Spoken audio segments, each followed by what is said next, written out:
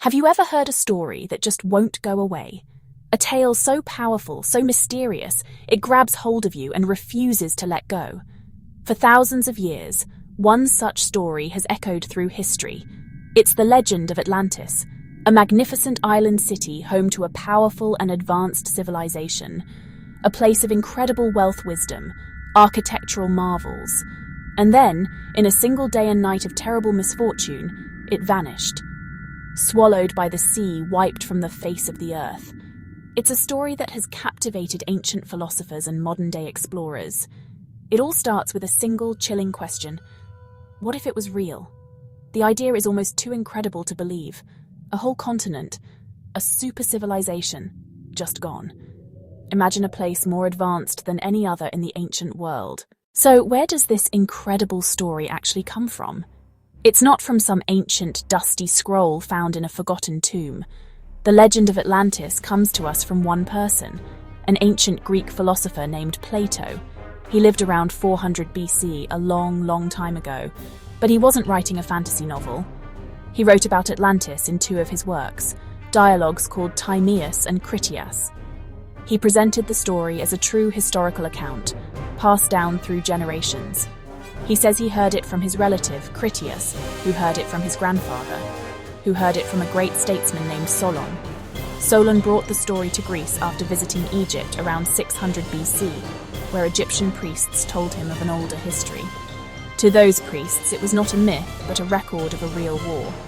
Plato's account is incredibly specific, which makes it believable for many. He tells us when it existed, 9,000 years before his time, which would place its destruction around 9600 BC. He tells us where it was, beyond the Pillars of Hercules, pointing out into the unknown Atlantic. A surprising fact, Plato is our only primary source for the story of Atlantis. No other ancient writer from his time or before mentions it. This has created a huge debate that rages on to this day. Plato didn't just tell us that Atlantis existed. He painted a picture of it. He described a city so magnificent it's hard to even imagine. Atlantis wasn't just an island, it was an empire, ruled from a stunning capital city. The city itself was a marvel of engineering, built in a series of concentric rings. There were rings of land separated by rings of water. The islands were connected by massive bridges and canals. Ships from all over could sail right into the heart of the city. It was a bustling, thriving metropolis. The wealth of Atlantis was said to be legendary. The temples and palaces were covered in precious metals. Plato talks about a mysterious metal called orichalcum. He said it shone with a red light and was second only to gold. Some think it might have been a natural alloy like brass, but nobody knows for sure. The city had hot and cold running water, elaborate baths, and huge public gymnasiums. The central island housed the royal palace and a grand temple dedicated to Poseidon. The people were described as noble and wise, for many generations virtuous and skilled. But over time, mixing with mortals diluted their divine nature. Human greed and ambition began to take over. This is where the story turns dark. The Atlanteans became arrogant and corrupt. They wanted more. They set out on a massive military campaign to conquer the known world, including Athens. It was this hubris that angered the gods. In Plato's words, there came violent earthquakes and floods, and in a single day and night of misfortune, the island of Atlantis disappeared into the depths. If you're going to search for a lost city, you need a map. Plato gave us the first and only map, and it points to one place, beyond the Pillars of Hercules. For the ancient Greeks, that meant one thing, the Atlantic Ocean. Believers think Atlantis was a large island continent, just like Plato described. For centuries, that was the dream. Explorers like Columbus were inspired by island legends to the west. But the Atlantic is huge. Modern science threw a spanner in the works. Plate tectonics makes a whole continent sinking without a trace unlikely. The ocean floor has been mapped. No sunken continent has been found. So people got creative. Maybe Plato got the location wrong. Maybe the story was distorted over time. Maybe beyond the pillars meant far away, opening a world of possibilities. Mid-Atlantic, Santorini, Spain, the Bahamas, Bimini Road, Antarctica, theories in the Mediterranean. You might find a sunken city, but it's from the wrong time period. The clues point in a dozen directions, frustrating and addictive. One of the most popular and, honestly, scientifically respected theories takes us away from the Atlantic and into the Mediterranean Sea. It focuses on a Greek island called Thera, today's Santorini. Around 3,600 years ago, Thera was home to the Minoans. They were not Greek. They were a powerful seafaring culture, incredible art, distinct architecture, wide trade networks across the region, one of the great powers of the Bronze Age. Their main settlement was on this island. Then, disaster struck. Around 1600 BC, the volcano at Thera erupted with unimaginable force. It was one of the largest volcanic eruptions in human history, hundreds of times more powerful than the atomic bomb at Hiroshima. The eruption blew the center of the island to pieces, leaving the crescent-shaped caldera we see today. It triggered colossal tsunamis, devastating coastal communities across the Aegean Sea, including the main Minoan power center on nearby Crete. In a very real sense, a highly advanced island civilization was wiped out. The parallels with Plato's story are striking, yet the timing is off by a few thousand years. Supporters suggest a translation error. Maybe Solon mistook the symbol for 100 for 1,000. If you change 9,000 to 900, the timeline fits almost perfectly. Could the memory of the Minoan catastrophe have been passed down to Egyptian priests and then to Plato? It's possible. The story could have become grander with each retelling, transforming a trading post into a mighty empire. For many historians and archaeologists, the story of Santorini is the real story of Atlantis. A proud island culture destroyed in a single terrible event, a perfect match at heart.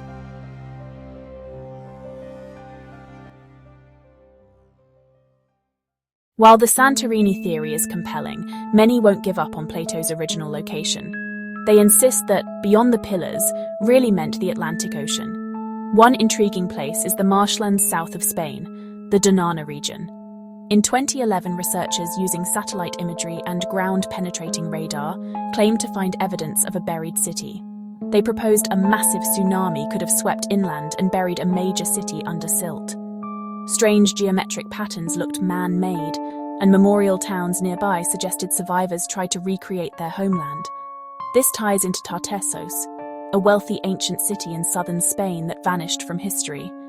Another theory takes us west to the Caribbean, to the Bimini Road off the Bahamas, a half-mile of rectangular limestone blocks. Discovered in 1968, it sparked huge speculation.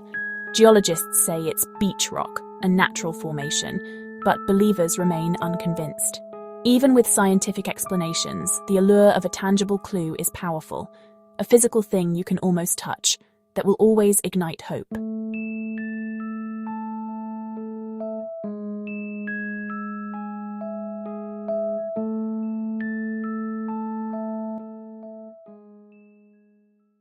So why do we care so much? It's just a story written by one man over 2,000 years ago. So why has it sparked thousands of books and films? Atlantis speaks to something deep within us, the dream of a perfect world, a lost golden age, a world that was wiser, more advanced, and lived in harmony. But its destruction is also a warning. Even the greatest civilizations can fall if they become too proud or greedy.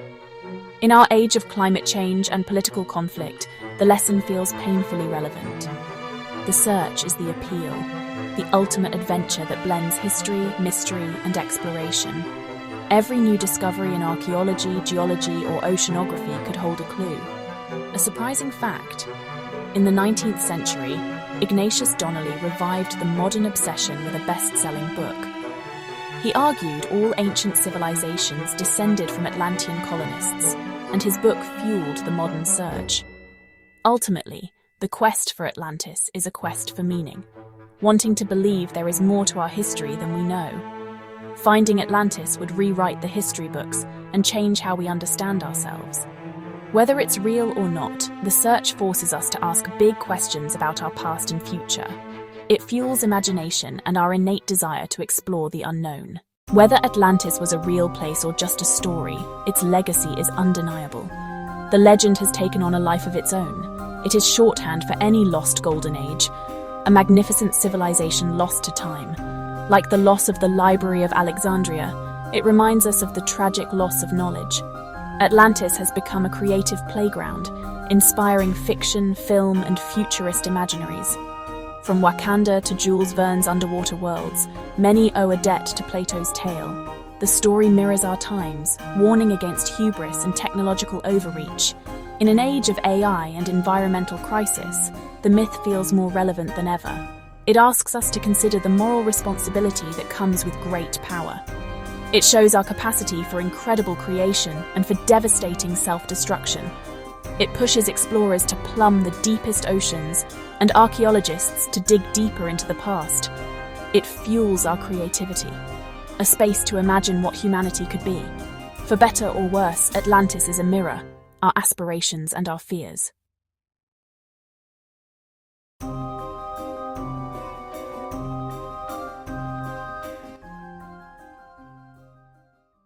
The trail has taken us from the mind of a Greek philosopher to volcanic islands, marshes, and the bottom of the sea.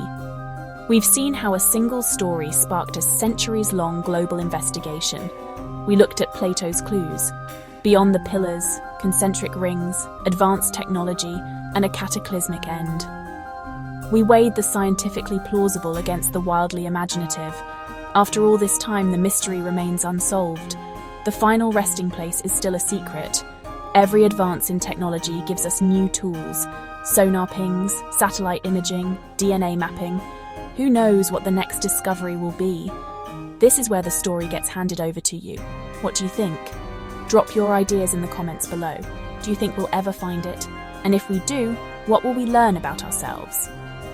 The search continues, and everyone is invited to be part of it. The adventure is out there. If you enjoyed this journey through history and mystery, please like the video and subscribe to the channel for more explorations. Sources are listed in the description. Check links for papers, excavation reports, and further reading. Keep asking questions. Keep being curious. See you in the next video.